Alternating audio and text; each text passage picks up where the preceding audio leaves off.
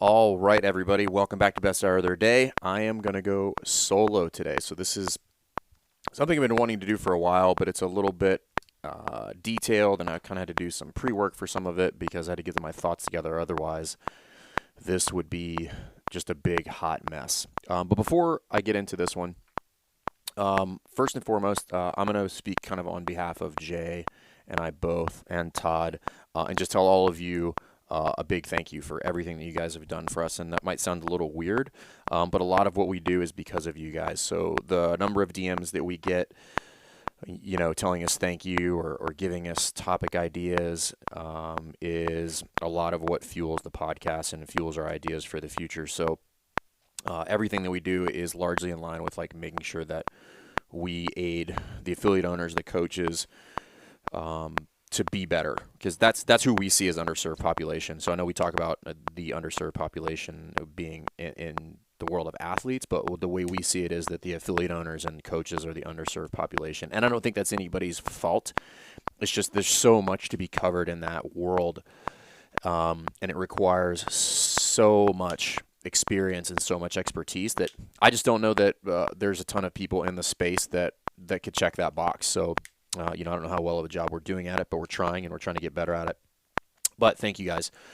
So on that note, the topic for this podcast is going to be 10 top 10 mistakes as an affiliate owner. So top 10 mistakes in 10 years. Now, before we dive in and I kind of go through this list, number one, the list is not in any particular order, with the exception of the last one. And it's not all encompassing either. So this is this is absolutely a fraction of the mistakes that I personally have made as a business owner. Now, some of these will be probably near and dear to your heart if you're listening to this. Some of them won't, and some of them have multiple evolutions of the same mistake as you grow as a coach, as you grow as a gym owner, as you grow as a head coach, and there's multiple layers and multiple facets to some of these mistakes.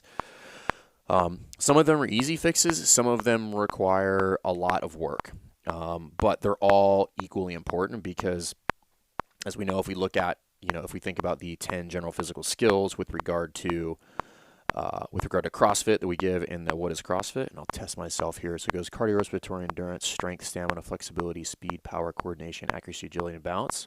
Yep, still got it.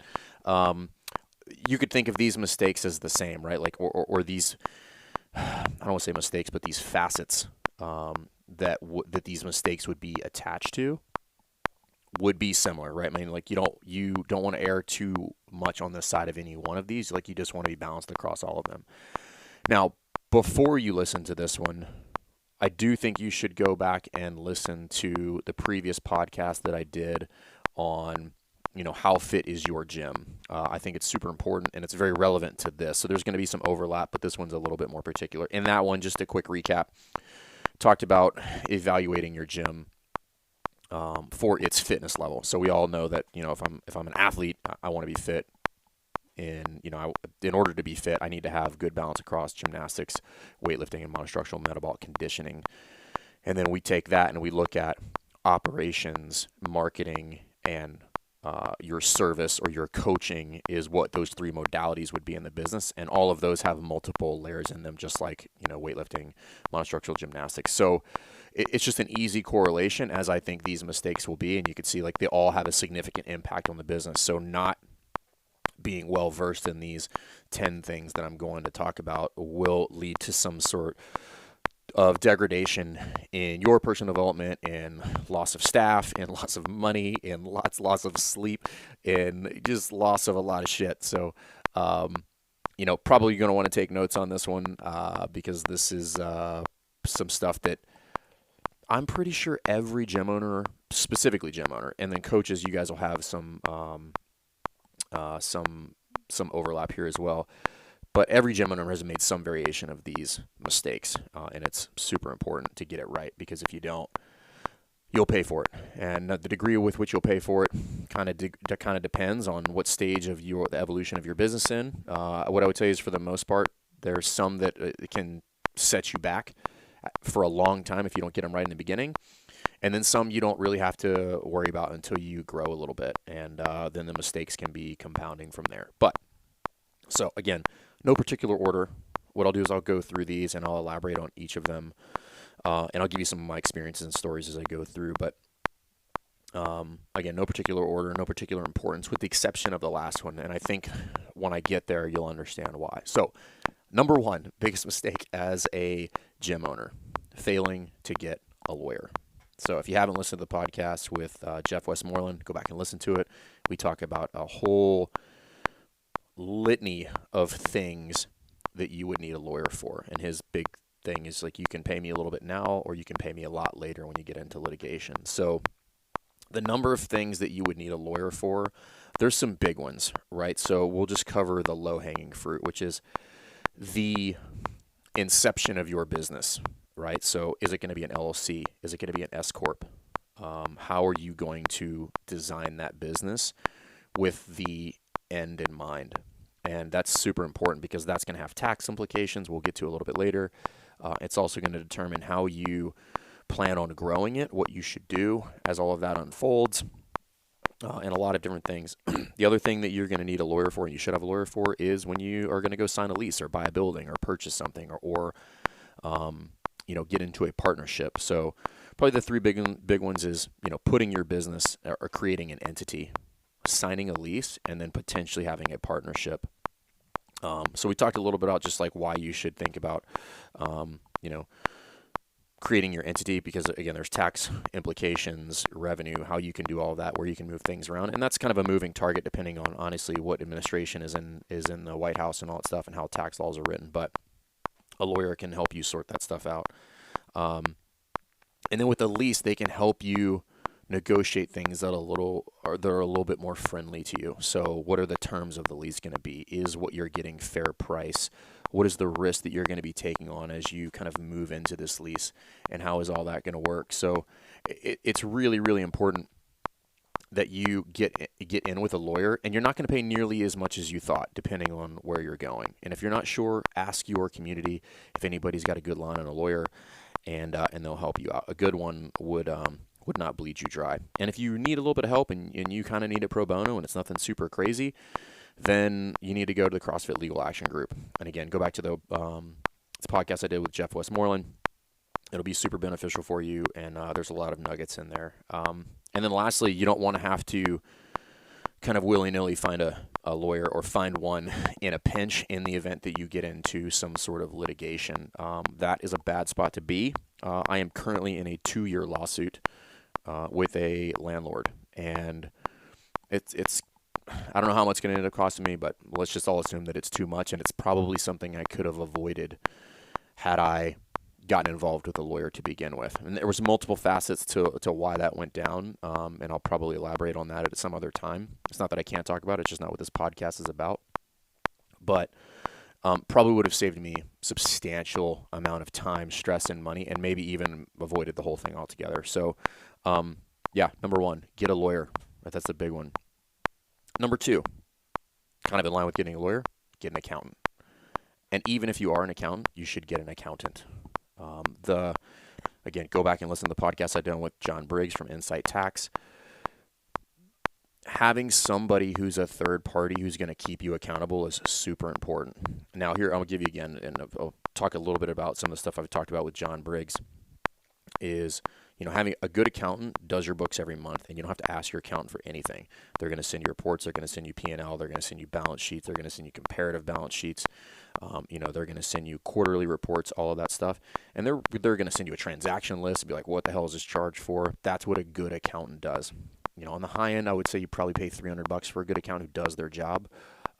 Here's how you know if you don't have a good accountant. If you're like, hey, can you send me last month's P&L? Let's just say it's, I'm recording this on July 1st, 2020, and let's just say it was the 10th, and they need weeks to get me June's books.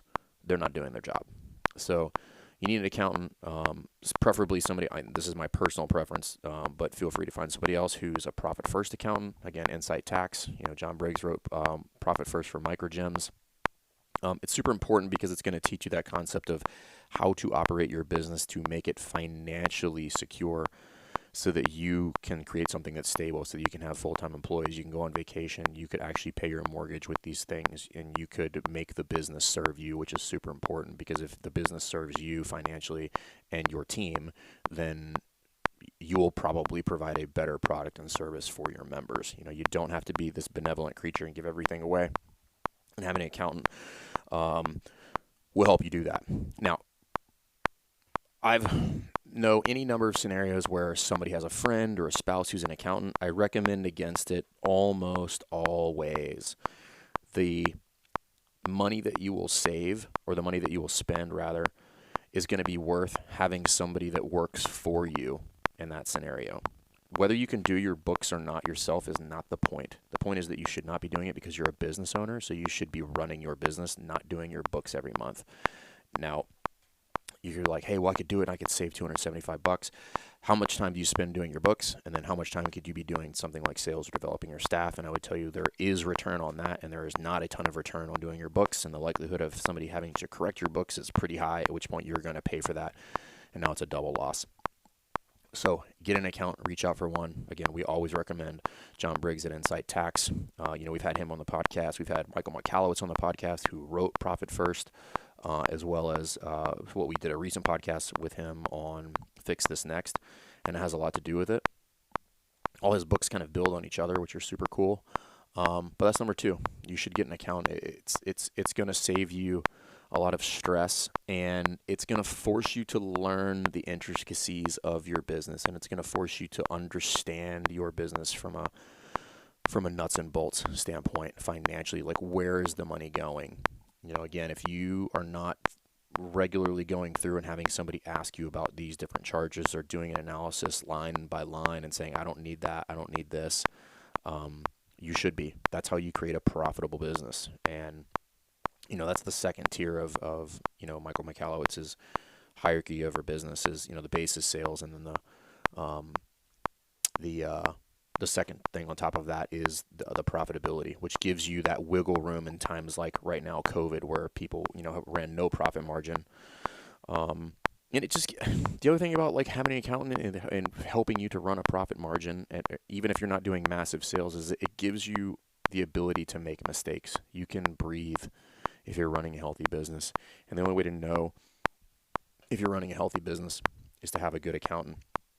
I would equate this to having, for somebody, the difference between somebody who keeps a pretty steady logbook and somebody who doesn't, right? So like if I'm an athlete who keeps all my stuff in Wodify, think as Wodify as the accountant. The Wodify houses all of my stats, and I can go through and I can look through them and I can analyze them. I can see what I'm doing well and what I'm doing not, because it houses all my information. So, whether it's Wodify or Push Press or Beyond the Whiteboard, doesn't matter, but you guys probably get the point of what I'm talking about. But like, you need to get an accountant. If you can't afford one, figure out how to do that. Make 2 more sales this next month, and that money now goes to the accountant every month. So sell your way into being able to pay for some of these things. That's going to be a monthly recurring cost. The lawyer shouldn't be. You shouldn't need a lawyer on retainer or anything like that. Send them what you need when you need it and pay for it there. But I would say a safe bet on the lawyer is probably something to the tune of like anywhere between $1,500 to $3,000 a year. Just set that aside for a lawyer. $250 a month on the high end. So, and I think you'd be fine. Now, going down below that, number 3 is going to be pricing. And I know of almost no gyms that have not made this mistake, with the exception of a couple that have started with a couple of these kind of consulting firms, whether it's Two Brain or Gym Breakthrough or some of these other ones with pricing in mind. So typically what happens is I set my price based on what everybody else is doing. And I don't set my price based on what I want my coaches to make, what I want to make, what I want my profit margin to be. And this is a conversation I had literally yesterday with a gym owner, and we've all heard the statement, people are scared to charge what they're worth. And I would disagree a little bit. And I would disagree for this reason. I think the truth, and this is hard and it's probably going to get a lot of people butthurt, but I think it's true, is that most people are afraid because they know they're not worth what they charge. And that's a lot to chew on there for a second. it's $150. Like, I'm worth $150. The reality is, like, if I walk in any number of gyms, they're not, and this is even if you break it down by class, which is pretty cheap, and let's just say it's $9 a class. What they're providing there is not worth $9 a class, and that is going to sound insulting to a lot of people, and I'm not trying to insult anybody. What I am trying to get people to do is to really evaluate, like, what value are you actually providing? So there's two facets to that. A, there's the actual black and white of, hey, what should I charge in order to actually be able to make money? Like, how do I cover my nut for the month as far as all my expenses, and then have a profit margin and be able to pay myself? So whether it's gross profit or net profit, I need to factor that in, and that's what Profit First is about. And pricing gets factored into that. What's a reasonable number of members that I need to have at X price point? And here's a mistake that I tell you a lot of gyms make. They're like, well, if I have 100 members at this much, and right off the bat I would tell you that's way too many members. You're not going to get that for a while. So your price point should be based off something probably a little bit more realistic, something lower, something that you could get to very quickly so that you can get out from underneath debt or get ahead way sooner. So it should be that way. You're going to be profitable way sooner. You can start to factor in paying staff or paying a full-time employee way sooner. And pricing should be factored into that. So figure out what you should be charging people based on what your expenses are and what you want to happen. Like, those two things, not just what your expenses are, but like what you want to happen after you pay those expenses. What do I want to be able to pay coaches? What do I want a profit margin? How much do I want to make? All of those things. Do I want to buy the building and put that in their 5-year plan? That price should be built into that.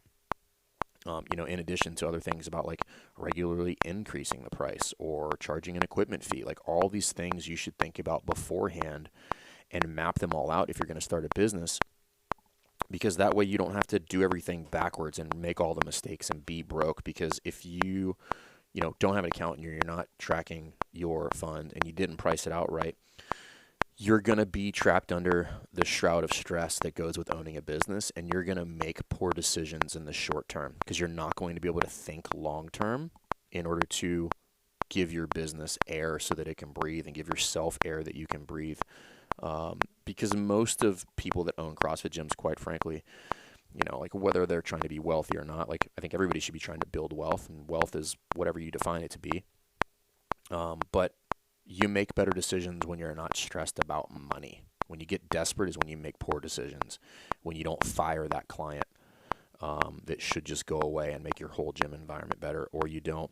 Or you can refund to somebody because it's just the right fucking thing to do, because you're not worried about the $170 or whatever it's going to be.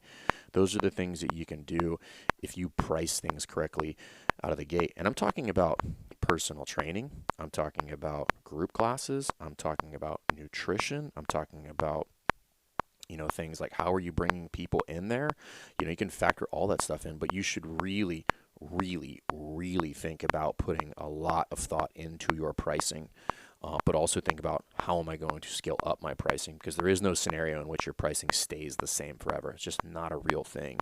So you can't go too high because it's probably not worth that much, but you also don't want to bottom yourself out because you'd be broke. But then at the same time, I'm going to go somewhere in the middle that matches what I need to make, but it has to give me somewhere to go that I can grow into at a reasonable rate so that I'm not raking people over the coals. And the pricing thing about how to raise prices, that's a whole rabbit hole that you could get into, but it's, put some thought into that. And even if you have on the front end, you should reevaluate it every year. If the value of your service goes up, then the cost should go up. And if people aren't willing to pay it, then probably the value was not there. So then ask yourself why. So number 3, pricing. Take that into account. Figure out what you want to do. And I've gotten pricing wrong, like, virtually every time. Like, it's really, really hard because you talk yourself out of it. You feel like you're not worth it. You have imposter syndrome, all of these things. So you really, really should put some thought into that and get an outside perspective on that. Like, what is it worth? Some people think that personal training should be worth $40. Some people think it should be worth $200 an hour, right? And be very wary of projecting your own feelings and thoughts about money onto your customers. Once you can shed yourself of that, now you can really get to the nuts and bolts of, like, hey, how am I going to operate a business? But with that, if you're going to charge a lot of money, you fucking better be worth a lot of money. That's a big pet peeve of mine. You cannot just raise prices and charge a lot of money if you are not good at what you do. That's just not how it works. You're going to shoot yourself in the foot. Give you a number of examples that would not that are not good with regard to that. Be like, I'm just going to raise prices. Yeah, but you suck. And that is not how it works. If you're going to raise prices, you need to be worth it, or you need to show value, or you need to show value on the front end. So a real easy tactic there, if you want it, is if I'm going to raise prices in 6 months, there better be a bunch of visual, tangible value adds around the space that would suggest the prices are going up. Whatever it was 2 years ago when we raised prices, like I had dozens of people come to me and they're like, I'm pretty sure prices are going up pretty soon because of everything that we were doing in the gym. I mean, we were renovating everything, buying new equipment, all this stuff. I said, yeah, they are. And they said, okay, cool. Not one person bitched about it because I had done all the work on the front end. And we'll talk a little bit about communicating a little bit later, but the pricing is big. So that's number 3. So 1, lawyer, 2, accountant, 3, pricing. Number 4, sales.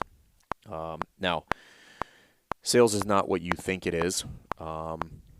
Sales is providing people what it is that they came for you for. Now, CrossFit gyms are particularly unique for this instance, is that very, very rarely does somebody walk into a CrossFit gym accidentally. So most people have no concept of an actual cold sale, which is great. So you're at a massive advantage with regard to that. You don't have to do cold sales. What you do have to figure out is how to get people from that opening conversation to the close of the sale. And there's a lot of different books on this. The Way of the Wolf, just like that's a good one if you just kind of want to understand the psyche of sales. I mean, that guy's kind of a sleazeball, I think, but it's still good information.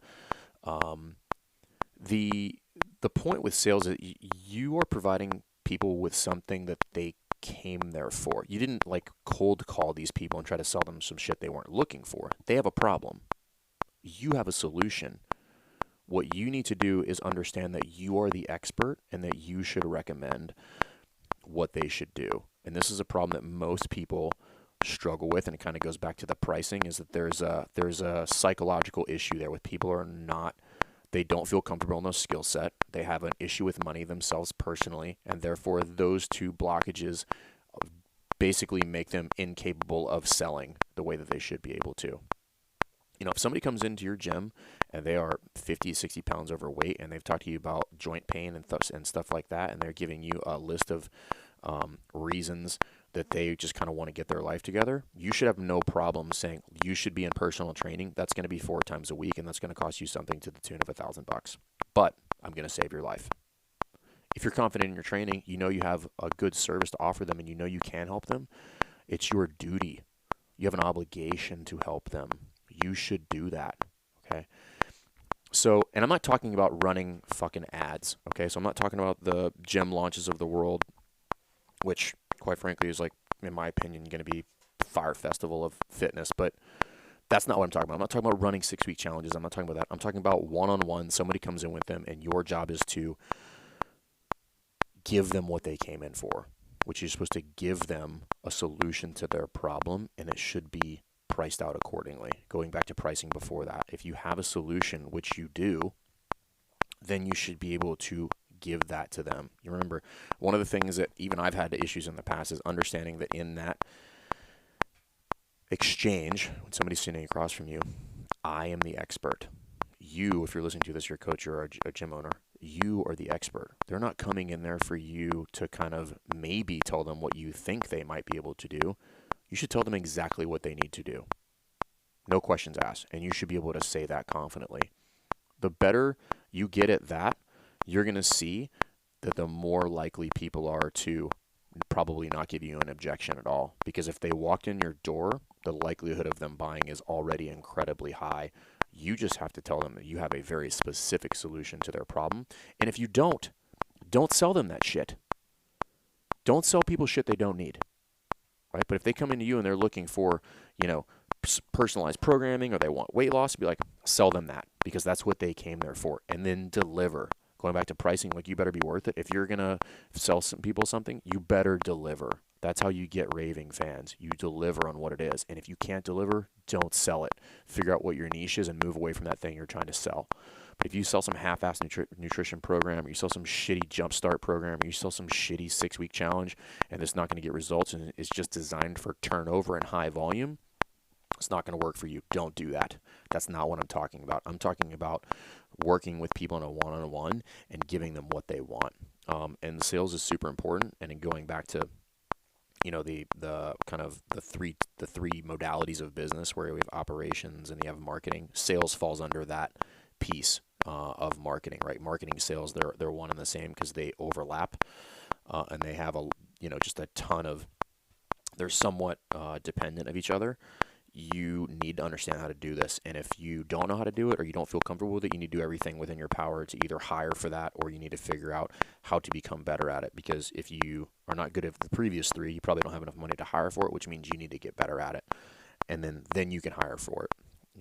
Like how much membership could you sell in 1 month? And again, you're not looking for a ton of turnover just to bring people in the door, because if you don't have good retention things in place, then the amount of sales you do in 1 month isn't going to matter. But you do need to understand that sales is the bottom of that, because sales is the oxygen for your business. If you can't do sales, you don't have a business. You're running a nonprofit that's not a 501c3 or any of those things. You're just running a really shitty business. So you got to have sales. So that's number 4. Number 5, onboarding process. You should really consider what somebody's experience is when they come into your gym. And I've done it every different way. I'm not saying I know how to do this, but I'm saying I've largely always gotten it wrong because I never put enough thought into what that looks and feels like from the customer perspective. What does it look like when they shoot you an email? What does it look like if they call the business, if they text you, if they hit a landing page, and then what does that first phone call look like? What is their experience when they enter the gym the first time? Is the coach sitting behind the computer eating, or are they there ready for them, waiting for them, and they greet them by name because Johnny was the person who scheduled an appointment? So rather than asking them what their name is, you just greet them by their fucking name because that's who's coming in the door. Nobody else is coming in the door at 3:30 that day. It was Johnny because he had an appointment with you. So that whole process, that onboarding process, like, do you give them a tour of the building? Like, do you show them that? Do you kind of walk them through what it is that makes your facility special? Do you sit them down and do a consult and figure out like why they're there? Do you book those appointments and do one-on-one with them? But there should be some sort of process that is an experience for them. You're not teaching them the 9 foundational movements. That's not what the fuck I'm talking about. Like, nobody cares. They're not going to remember anyway. I've coached 0 people in 10 years that I've taught any of that stuff that remembers after any number of sessions. They don't know. They don't care. That's not what they're there for. They either got a good experience or they didn't. So figure out what you want that onboarding process. Like, what do you want them to remember about it? What do you want them to get during the process? Do they get a t-shirt? Do they get a shaker bottle? Do they get some sort of document or pamphlet that goes with it? Do you do it in groups? Do you do it in one-on-one? Like, how all of that, but really, really put a lot of thought into what that onboarding process looks like, because the better and more well-packaged that is, and the smoother it is, and the more pain-free it is, and the more enjoyable it is, the higher the likelihood of them staying becomes, because they loved it. It was amazing. And it was probably, in my personal experience, drastically fucking different than anything they would have gotten anywhere else, which immediately puts you in a different category. And by the way, if you do all of this well, the assumption is that they're going to pay more money. Right? If you ever had really, really good customer service, the assumption is just that I'm paying more money. I'm not going to be like, oh, I got caught off guard by that. No. The assumption that I was paying $500 for this meal or whatever because it was 5 courses and there was a maitre d' and they did a bunch of others. I'm not shocked when I get that bill. Now, if I go to McDonald's and the food's cold and the service was shitty, yeah, I'm going to be a little grumpy if I get a $30 bill on that because that was a $5 value. So again, think about that. Some of your issues with pricing and sales can be solved, again, by being good at what you do and providing a good service. And a lot of it has to do with your onboarding process. Everything from what your website looks like to how you answer the phone, all of those things. Really iron that out. What would that look like start to finish? From the second they hit your website to the point where like, hey, we're handing you off and you're going into group classes, whether that be after 3 sessions or after it be 2 months after personal training or whatever, but you should have all of it. There should be no guesses there. Everything should be intentional. What happens when you're walking through the gym and you see another coach and you introduce them? Ever think about that? That should be rehearsed. Newsflash. You know that's going to happen. Why would you not talk to your staff about how that interaction is going to happen? That's stupid. You should have complete control of every interaction that goes on in there because you already know how they're going to happen. Same way you would in a class for your lesson plan. You're going to take your onboarding process and you're going to make a however long a lesson plan that is. And for every possible interaction, you're going to have an answer for that. When you introduce them to the coach is going to say something like, hey, my name is so-and-so. My name's Fern. And they're like, hey, Fern was, in the Navy. And they're like, oh, cool, I was in the Navy too. Cassie's going to take really good care of you because he's the best coach we got. We're like, that sets a different precedent than like you just walking through. They don't know anybody. You didn't introduce them to anybody. And there was no predetermined interaction there.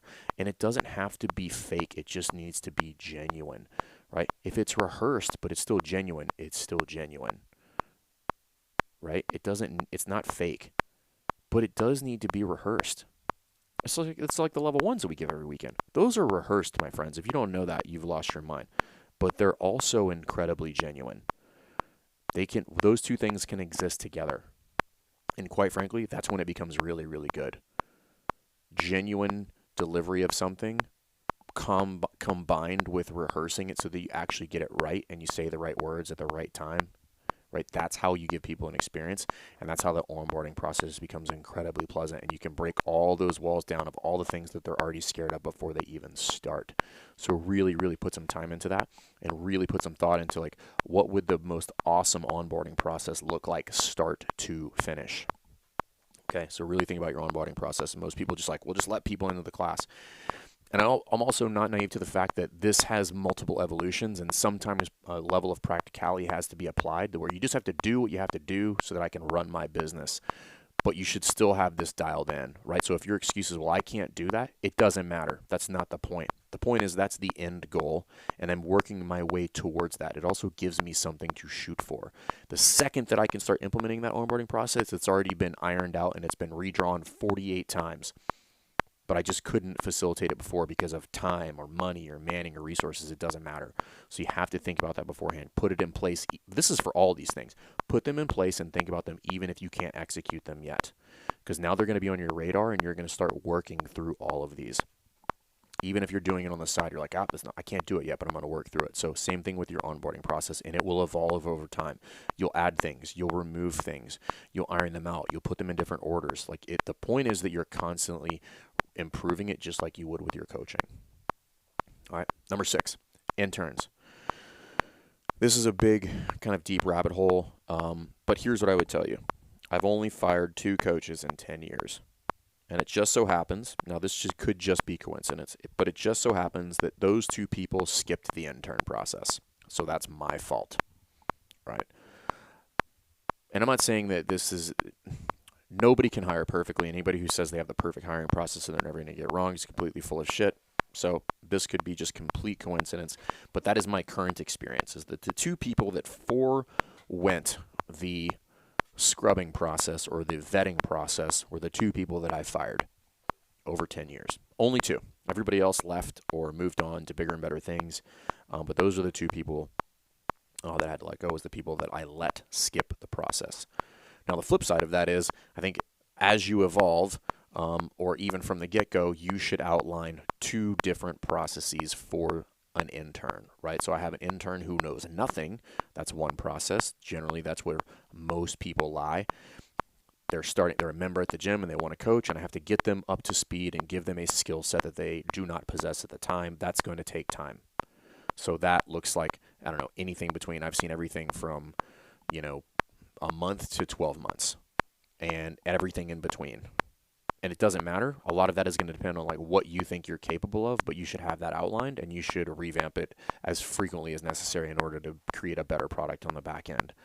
The other version of that should be something that looks like somebody who's experienced and somebody who I need to get up to speed way faster, or I might need to do a hire a little bit more expeditiously, if you will, because I'm growing at a rate and I need more hours and all that stuff. And at that point, you should be prepared to pay somebody more. You're not going to pay that person, new coach money. Like, pay them fucking more money, but you should also have some degree of vetting that goes in there, meaning an interview process, some sort of trial period, all that stuff. If it's a test, if it's a group interview, there's a lot of things that you can do here.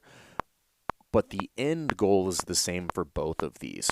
Whether they're new or whether they're experienced, they need to fit into your culture and into your team. Number one, and actually the only thing that matters. Everything else can be taught. Their coaching, their administrative skills, like all of those things can be worked around and built in for and systemized and optimized and all of those things. What I can't teach you how to do is not be an asshole. That is what your intern process or your hiring process is for.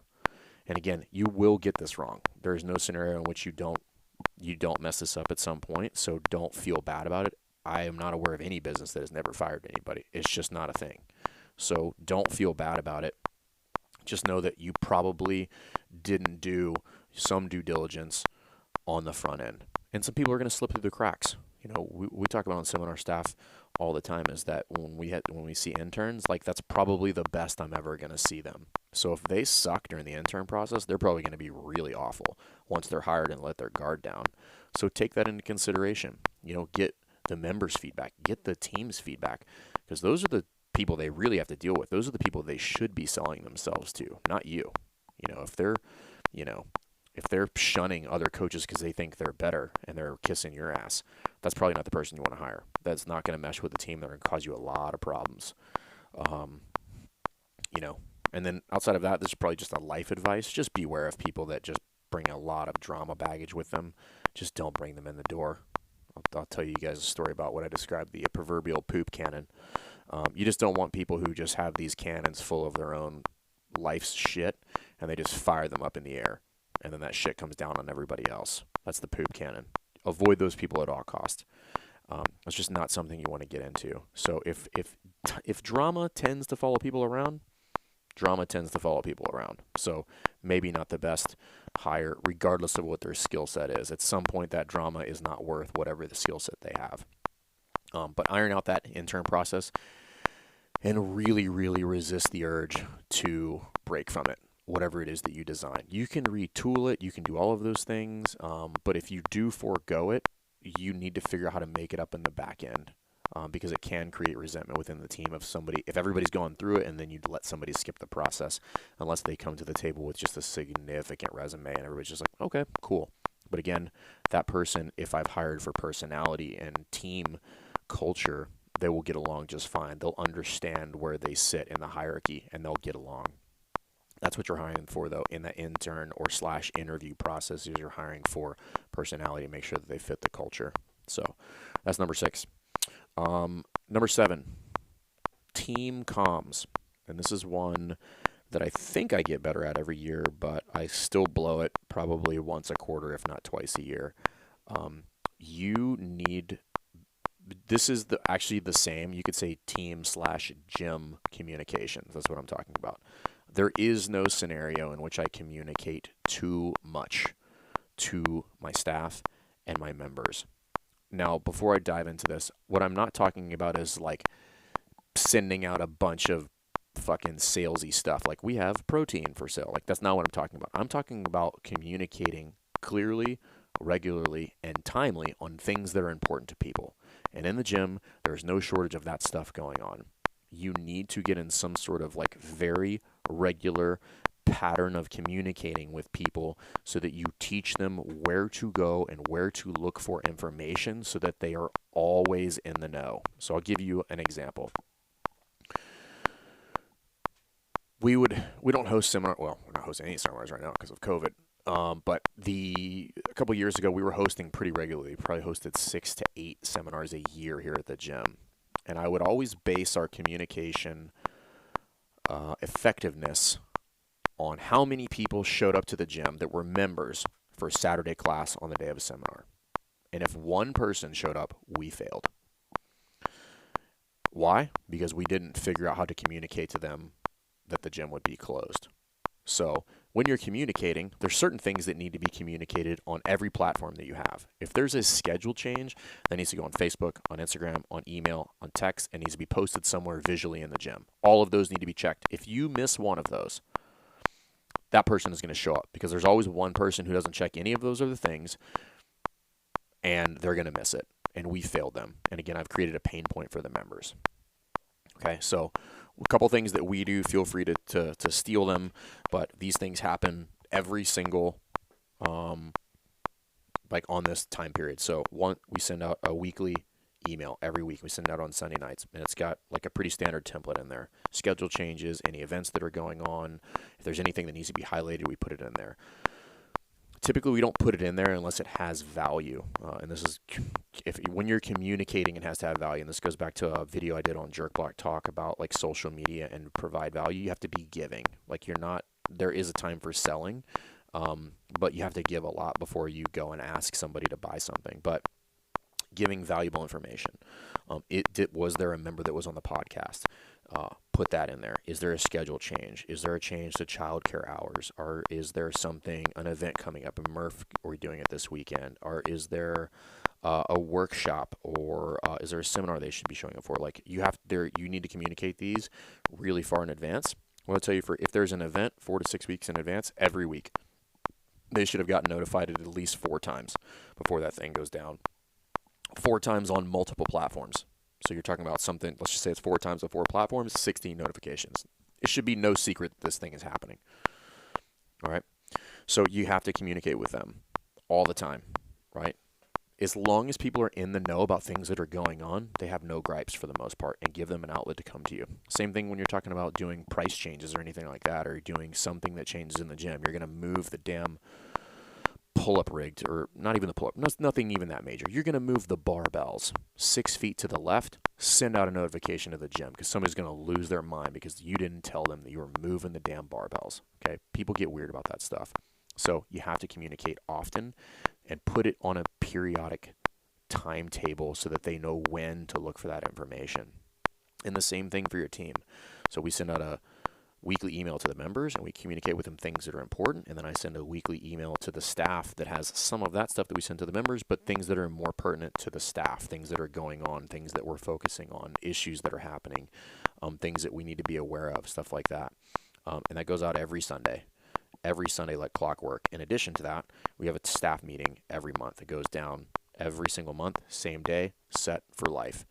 So you have to get into a regular battle rhythm that we call it in the military as far as communication, and don't deviate from it. Don't skip it. It's better to send it out with less information than not send it out at all. You got to send it out. One other thing that I do, and this is not for everybody because not everybody likes to do this, is for the most part I've been really consistent with it, although I've fallen off a little bit, is I send a weekly email on Wednesday that's just like life lessons, right? And that just allows me to connect with the members on a personal level. So, but that's for me. I like to write, what I do now.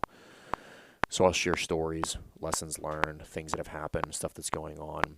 But all of it, in what I've found over the years, it's cathartic for me, but it adds value to them on a different level than there's just stuff going on. It's personal now. You know, they have a personal attachment to the gym, but you need to regularly communicate with everybody about things that are going on so that you're not this gym that's out of sight, out of mind. Okay, I'm not talking about automated emails about like, you just got billed today. Like those should come as well, but I'm talking about like information should be passed on a very, very regular schedule. This will clear up a lot of issues that you have in ways that you can't even imagine yet. So communicate often. And that was actually 7 and 8, so team comms and member comms, right? You just have to really, really, really communicate well. And this is a skill, by the way. One of the things that I've learned when I left the military is like just vision casting. Like if you're going to make big sweeping changes, like you need to figure out how to communicate that, and you need to communicate that very, very early. An example would be price changes. If you're going to change prices, probably let everybody know a minimum of 90 days in advance. Sometimes we let people know a year in advance, but a minimum 90 days because they need a chance to process it. And there's some people that need a chance to really process it to figure out what they're going to do. but also giving them a heads up so that you can show value on the front end. This also keeps you accountable. It doesn't catch people off guard. Okay. And then you would every, 90 days, so they're going to get whatever it's going to be, 3 months out, 2 months out, 1 month out, 2 weeks out, 1 week out, and then it's going to happen. So there's no shock there. But what this does is it gives people time to address you about what their concerns are about whatever that change might be, because they might have a valid change that could actually add value to whatever the changes that you're going to make. Same thing with the team. Like, you got to communicate. One thing we're trying to get back to is, we obviously do the weekly staff meetings, but we're going to go a yearly retreat is probably in order for most gyms. If you got a pretty tight team or even a big team, you should get everybody off-site to do something that is just for the team and communicate there, not in the workspace, and communicate what are people happy with, what are they unhappy with, what ideas do they have, what have they heard, stuff like that. You have to learn to communicate both to the team and to the members, and those are different, but they're both equally important. Number 9, social media. You really got to learn how to use social media. This is an important one. Again, I did a jerk block talk on this years ago, and the social media should be sending a very consistent, clear message about what it is that you do, what problem you solve, and how you solve it, right? So like whatever that's going to be for you, whatever your niche is, and who those people are. I think it's Seth Godin is like, people like us do things like this. I think it's Seth Godin. You should be communicating that. Like, who are those people? They're you and your staff and your members. Those are the people. And they do stuff like this, whether it's personal training or nutrition coaching or group classes or weightlifting or kids or whatever. Everything that comes out on your social media channels should communicate people like us do things like this, and it should add value. Now, there's a lot of different flavors of that. And if you want to dive into that, there's a big dark rabbit hole, but you should definitely dive into that because you can do it a lot of different ways. But it basically comes in 3 flavors in my experience, right? It either comes in education, sales, or humor. And you can blend all 3 of those together as well. But, or you could, in education, that could be either like technical education or like information about the gym, but those would fall in the same bucket. So education, humor, and sales. And sales is going to be the least of the 3, right? It probably occupied maybe 10 to 15% of your social media posts. Everything else should be, education, information, and humor based or highlight, right? So the education is like, the education / information has multiple facets within it, which is, things like member highlights, podcasts, people that are hitting certain benchmarks, meaning the attendance or a goal that they hit or something like that. But it could also be about coaching. It could be movement videos. It could be cooking videos. It could be recipes. It could be all of that stuff. But the big takeaway there is that I should be providing value on social media, not stealing people's time. And I've talked about this at length. One of the things that drives me nuts is a panning video of a class with no context.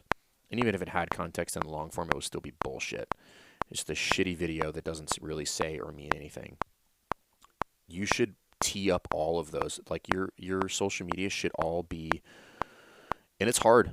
I'll be honest with you. Like, the social media is a constantly evolving thing, but it should all be planned out. It should all have a very specific intention. It should convey a message, and it should be consistent as far as like photos, font, colors, templates, all those things. So you're going to really need to put some thought into that. So start with 1 a day. I think Stu Brower's just like a 90-day or 90 challenge or something like that. I don't remember what it was, but what the fuck, Gym Talk. There's a lot of things I disagree with Stu on, but there's a lot of things I agree with Stu on. And one of them happens to be with the use of social media, because most people do it really, really poorly. CrossFit Rife included in many, many ways over the years. We've done it very, very poorly, and we're revamping it right now because I want it to be more organized.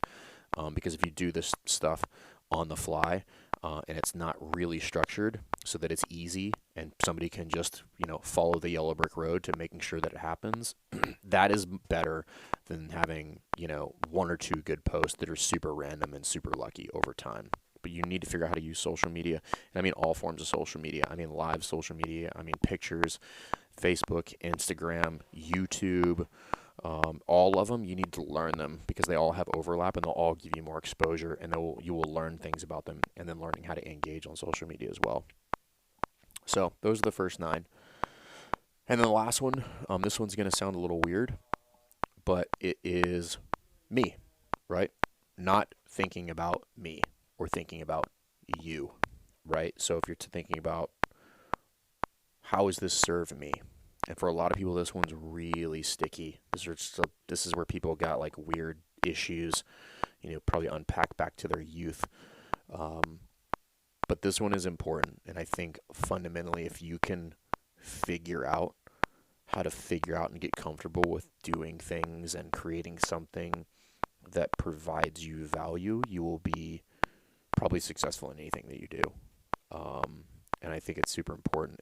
So everything that was outlined prior to that should have a straight line directed towards that, right? So the previous 9 should have straight lines that are directed at you, because that is what it's for. Because if you are really in this for the right reasons, creating something that allows you to be successful will only enhance your desire to give.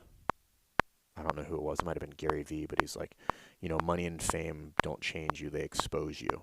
So if you're already giving and you're already genuine, becoming wealthy and having more time will only make you more of that. If you're an asshole and you're doing it just for the money, well, getting money and fame will just make you a bigger asshole. So figure out what it is that you want for out of this, because now this becomes a pretty fun game. The game of business can become fun, but it's fun if it's rewarding. I know Jay likes to make fun of me, but I played a lot of sports growing up, and I played them to win. Nobody plays sports not to win. That's just kind of ridiculous. You're playing to win. Now, what does win mean? You have to define that. You have to figure out what win means for you. What does that look like? What does it feel like? What is the end state? How much money does it look like? What kind of lifestyle do you want? What kind of coaching staff do you want to have? What kind of facility do you want to have? And then everything is based on you, and it's not selfish, because if you are doing that and you're providing a great experience, it's going to be awesome for other people. It's going to be amazing. And that's a weird one because it seems selfish. And this is something that I've personally learned over the years. To be selfless, you need to have a certain degree of selfishness, meaning you need to cut out time for yourself. You can't coach classes. You can't coach all the classes. You can't do all the things. You need to let other people make mistakes, because that's what's best for you. Something else that I've heard is like letting somebody else operate at a level of 8 is better than you operating at a level of 10, because it frees you up to do other things. Now, there's some back and forth on there when you can do this a little bit too soon, but I do think it's worth noting that all of these things should be done so that they simultaneously serve you and your members, because that is how you create absolute success. It should be a win-win-win. But most of us do this because we're passionate about it. We get into it, and we just want to help people, and then we become the martyr, and we do everything for everybody else, and then we burn ourselves to the ground, and there's nothing left. And in that act of martyrdom, we've simultaneously robbed people of something that they need. And we all know the state of chronic disease and people that have mental health issues and all those things. So you need to take care of yourself first. You need to take care of yourself financially. You need to take care of yourself from a health standpoint. You need to take care of yourself spiritually, like all those things. You need to do that. And so you needs to be a priority, whatever that means. So that if that means that you need to shut down open gym on Sunday, then it is what it is, right? You don't need to be open 365 days a year. You'll be fine. Take the day off. So that is currently top 10 mistakes, and I can go into the weeds on a lot of those, but again, it's not all encompassing, and all of those I could probably do an hour podcast on each one of them. But I hope this helps. I've been wanting to do this for a while, and I know Jay likes to say that he wrote a book. He's written a couple books, but I'm also going to write a book. It'll definitely be better than his, but it'll be about my experience of in the box for 10 years. And a lot of this will get elaborated on in much greater detail with more stories and experience. I can give you those. But anyway, I've been wanting to do this for a while. I hope it helps. But to go back through them real quick, just top 10 mistakes. get a lawyer. Number 1, get an accountant. Number 2, make sure you think about your pricing. Number 3, from the start, and if you didn't do it from the start, fix it and fix it quickly. Number 4, sales. Learn how to do sales. Learn what sales actually is. Number 5, an onboarding process, as far as like what that process looks like when somebody enters your business in your community. Number 6, figure out how to manage, vet, and deal with interns, whether they be no experience or whether they have a lot of experience, and this is going to be kind of a hire on the spot. Number 7 and number 8. Number 7 is communication with your members, and number 8 is communication with your team. Those are super, super important. Communication is key. And then number 9, social media should be giving. Learn how to use it. Learn how to be consistent. And then number 10 is you. Take care of yourself.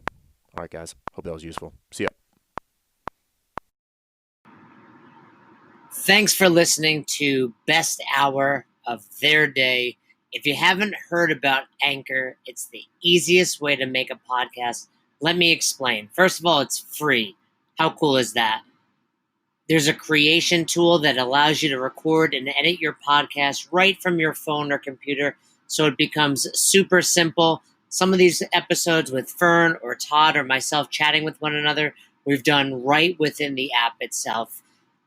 Anchor will make it easy to distribute your podcast to all platforms, Spotify, Apple, and many more.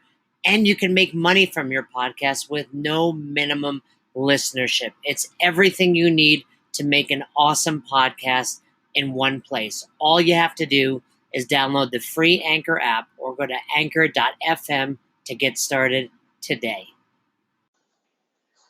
Come on, who doesn't have Spotify at this point? And if you were unaware, Spotify now is offering podcasts. That's right. On Spotify, you can listen to all your favorite artists, but also podcasts in one place for free. Spotify has a huge catalog of podcasts on every topic, including the one you're listening to right now, Best Hour of Their Day. On Spotify, you can follow your favorite podcasts so you never miss an episode. Premium users can even download episodes to listen to offline wherever you are, something I always do before I hop on a plane. And you can even easily share what you're listening to with your friends on Instagram and other social media platforms. Here's the deal. If you haven't done so already, be sure to download the Spotify app, search for Best Hour of Their Day on Spotify, or browse some other podcasts if you want. You can find them in your library tab. And also make sure to follow me so you never miss an episode of Best Hour of Their Day. Thanks again for listening to Best Hour of Their Day. If you haven't already, do us a favor, head over to the Apple Podcast app and leave us a review.